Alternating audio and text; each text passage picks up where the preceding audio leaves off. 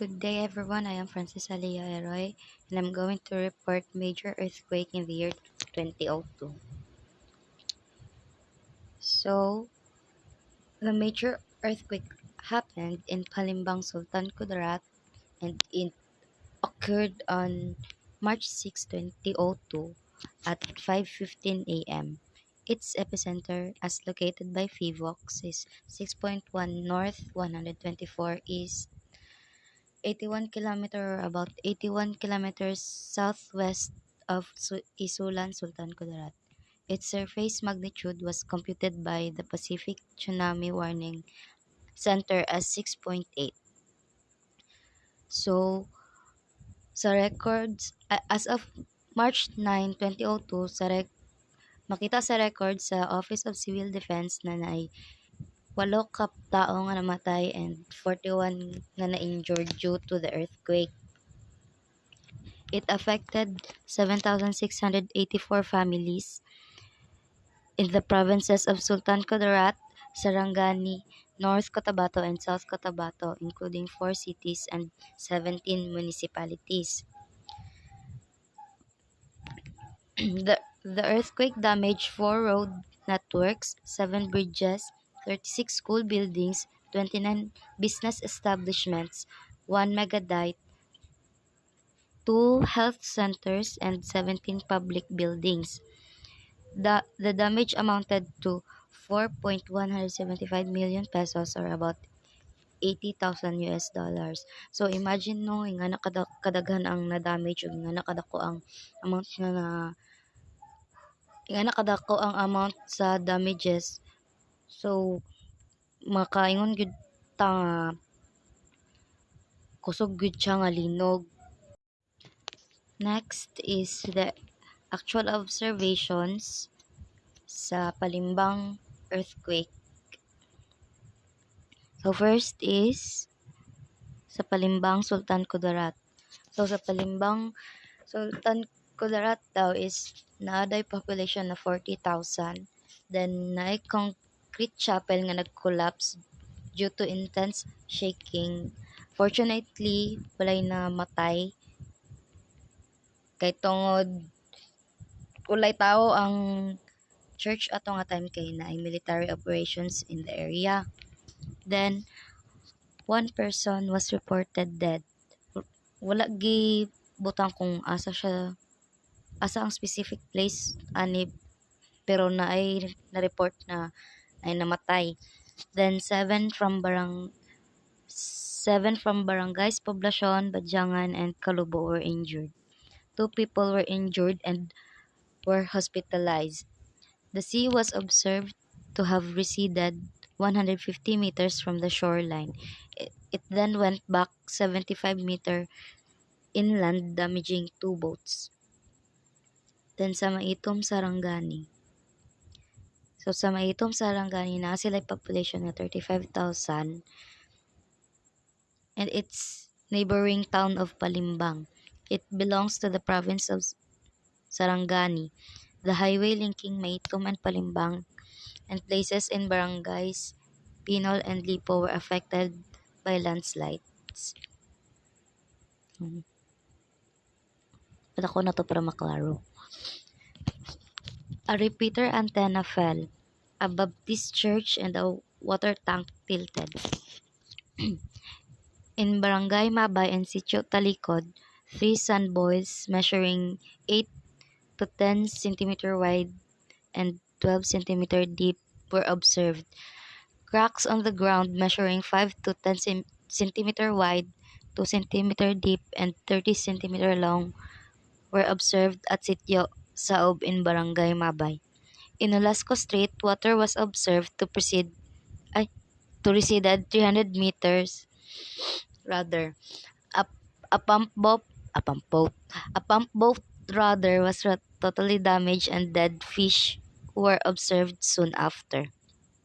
Then 2 persons died at Barangay Mabay due to falling hollow blocks. Next is 5 others were injured in Barangays Kawa, Old Poblacion, and Kiambing. Next, one church, 8 houses, a school stage, and a 5-span concrete fence of rude, rude, rude, basta Rudy siguro, or Rude Elementary School were totally damaged. Isa ka convent, 18 ka mga balay, isa ka water reservoir, the Edenson Mission College building, ug duha ka business establishments were partially damaged. A vehicle and 2 fish ponds were damaged. About 10,000 people were evacuated and stayed in schools and gymnasium. Next is impacts. The quake's ground shaking intensities at various places were estimated using Fukushima and Tanaka's attenuation relation. The highest intensity is estimated to be intensity 9 in the epicentral region, specifically in the town of Palimbang in the province of Sultan Kudarat. The quake was estimated to have been felt at intensity 8 in the town of Maitum in the province of Sarangani and in the town of Libak of Sultan Kudarat province. Meanwhile, the observed intensity reports are shown in the figure 6 and are based on actual reports of the FIVOX field stations. So, mao ni siya, no?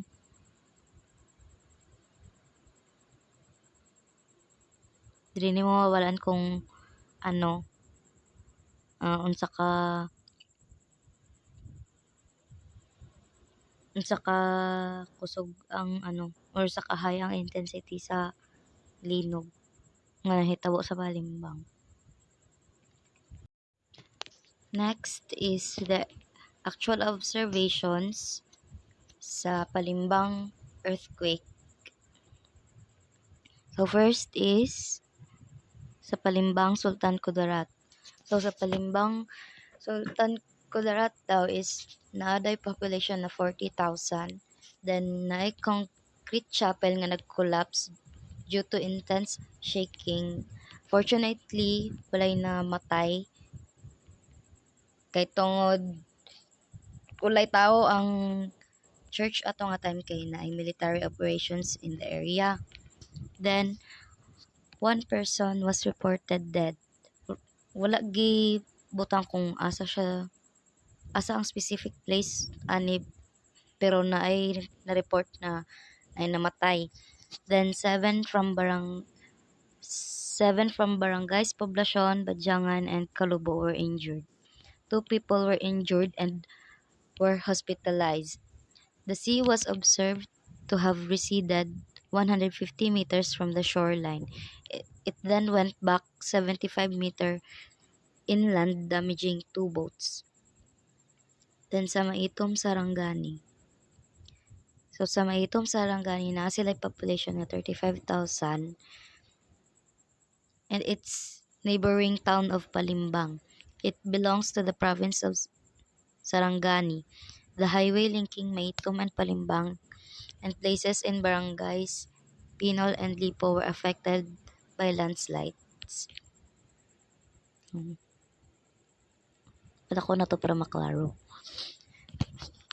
A repeater antenna fell.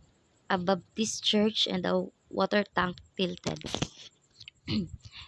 In Barangay Mabay and Sitio Talikod, 3 sand boils measuring 8 to 10 cm wide and 12 cm deep were observed. Cracks on the ground measuring 5 to 10 cm wide, 2 cm deep, and 30 cm long were observed at Sitio Saob in Barangay Mabay. In Olasco Strait, water was observed to receded 300 meters. A pump boat rudder was totally damaged and dead fish were observed soon after. Then 2 persons died at Barangay Mabay due to falling hollow blocks. Next is 5 others were injured in barangays Kawa, Old Poblacion, and Kiambing. Next, one church, 8 houses, a school stage, and a 5-span concrete fence of Rude, Rude, Rude, what? Basta Rude siguro, or Rude Elementary School were totally damaged. Isa ka convent, 18 ka mga balay, isa ka water reservoir, the Edenson Mission College building, ug duha ka business establishments were partially damaged. A vehicle and 2 fish ponds were damaged. About 10,000 people were evacuated and stayed in schools and gymnasium. Next is aftershocks in Palimbang during earthquake on March 6, 2002. From March 6 to 9, parameters of 20 aftershocks were large enough to have been determined using the PHIVOX National Seismic Network and the USGS Global Network. Table 1 lists the parameters of these aftershocks, while Figure 9 shows the plot of the locations of these events. The largest aftershock occurred at 2:27 a.m. on March 9. It was located south of the main shock, with depth of 5 km and magnitude of 6.0. It was felt at intensity 3 at General Santos City, intensity 2 at Davao City, and intensity 1 at Cagayan de Oro City. Its mechanism, as determined by USGS, is normal faulting.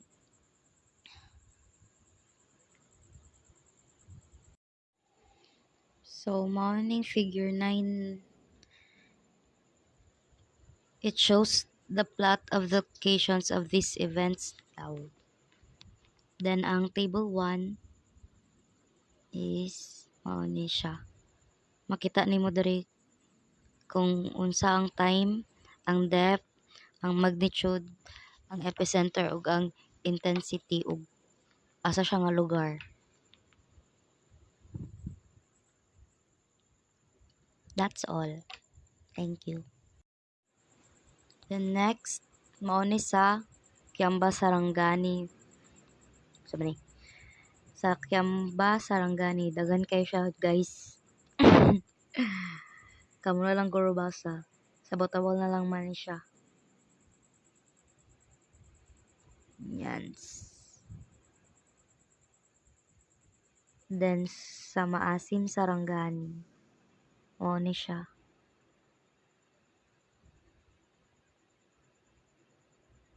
The next is sa Alabel Sarangani. May namatay nga bata. Kay nahulugan siya og hollow blocks.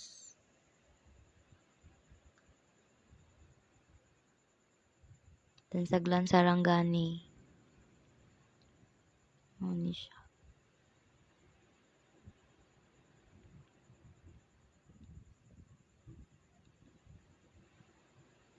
Next is sa Bula, Malapatan, and Lutayan Sarangani.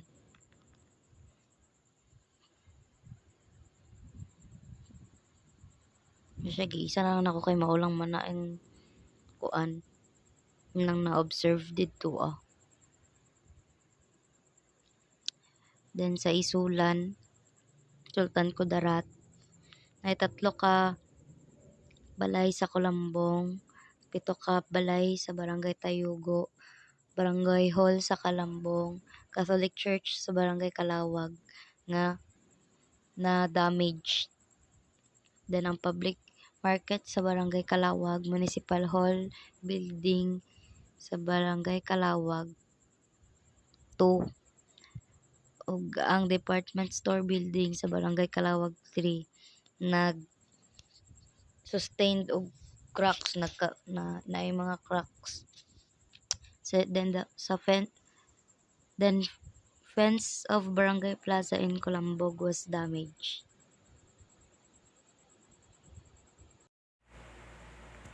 Good day everyone, I am Francesca Meiji Archada and I am going to discuss about the major earthquake on year 2003.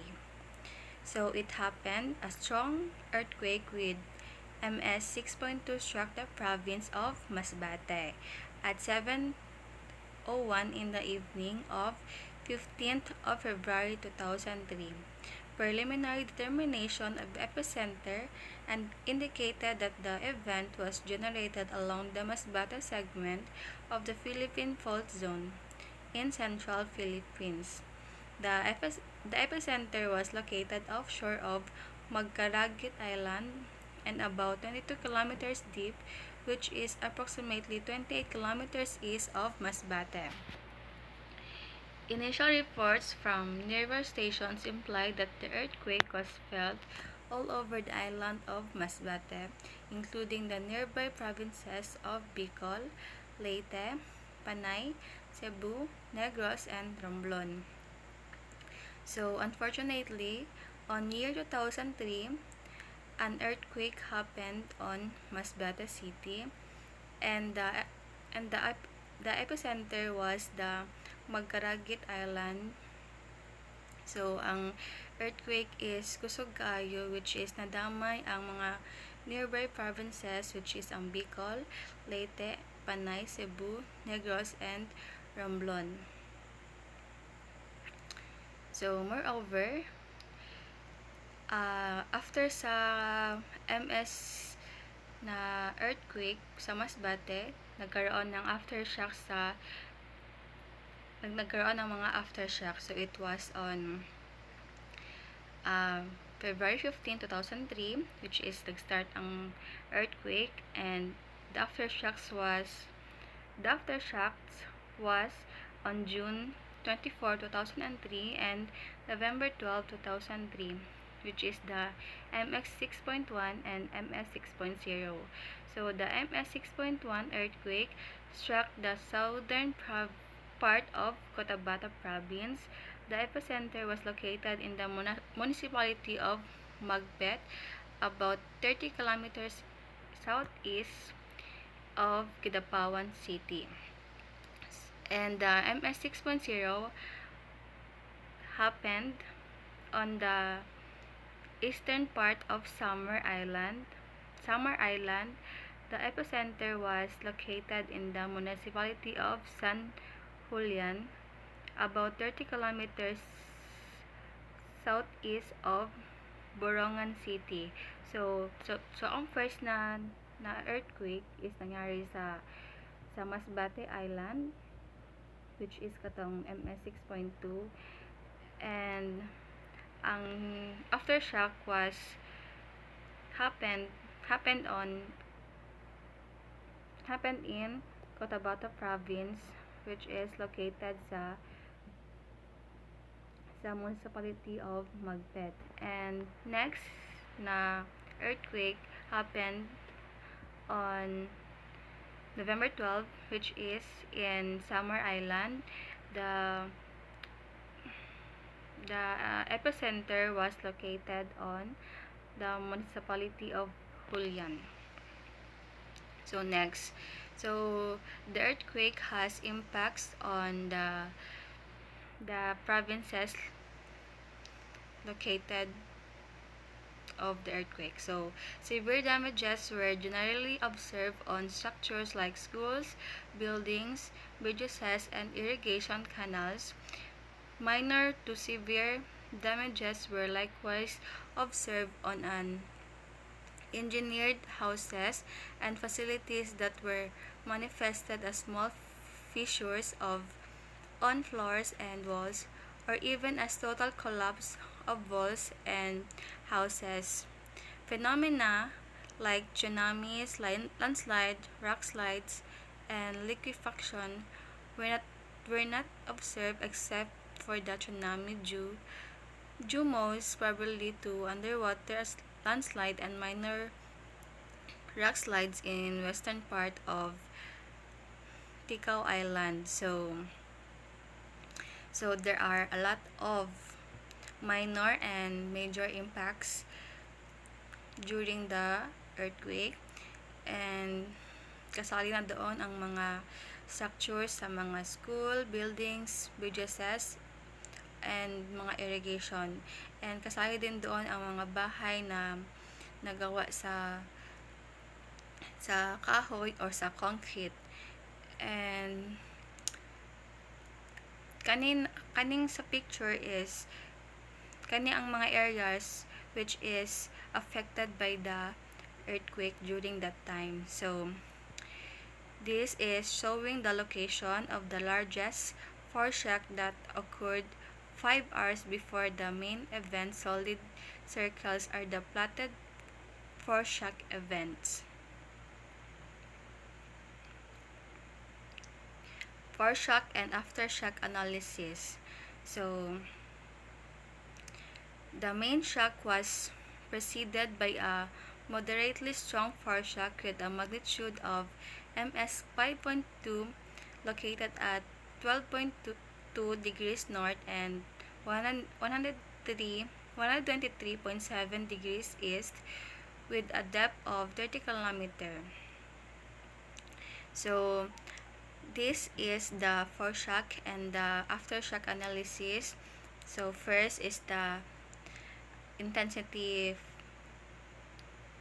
6 in Dimansalag, Planas, Magkaragit, Dimansalag, Diagin Island, Dimansalag, Masbate, Uson, Masbate. So these are the provinces and places na affected during the earthquake. So next, it is the intensity survey. So here are the places na nagkaroon ng mga intensity survey. So it is indicated the intense ground shaking was concentrated along and near the epicenter and ground rupture. So these places kay sila ang nakaramdam ng mga intensity level sa shaking of the ground. So it is the evidences of the ground rupture. So first, ang figure na pinakauna is the ground rupture in Barangay Santa Cruz, Planas, typically manifested by an echelon fissures as shown in the left above the photo. So next photo kaning ay tao na naka-yellow and green na mga grasses. So it is a photo showing a pilapil rice paddy dike, and it is a rupture in Santa Cruz Planas. So not to mention not to mention the rest. So these are the photos taken after the earthquake. And so kanina mga photo is the damage on vertical and horizontal infrastructures. So large magnitude earthquakes determine the structural integrated solid structures built on Earth based on the initial survey conducted by the QRT during its field investigations. Some schools, buildings, roads, bridges, and river flood control projects perform poorly. So, kanina mga pictures is the evidences of the damage on vertical and horizontal na mga infrastructure. So, there are a lot more na mga evidences, but these are mga na-research namin. And these are the intensity survey images. So these photos are some of interviewees in Nabangig and Santa Cruz in Planas municipalities. So interview ito uh, ng mga survey kung ano ang kanilang naramdaman during the earthquake. So I think that would be all, and thank you. Good day and God bless. Thank you.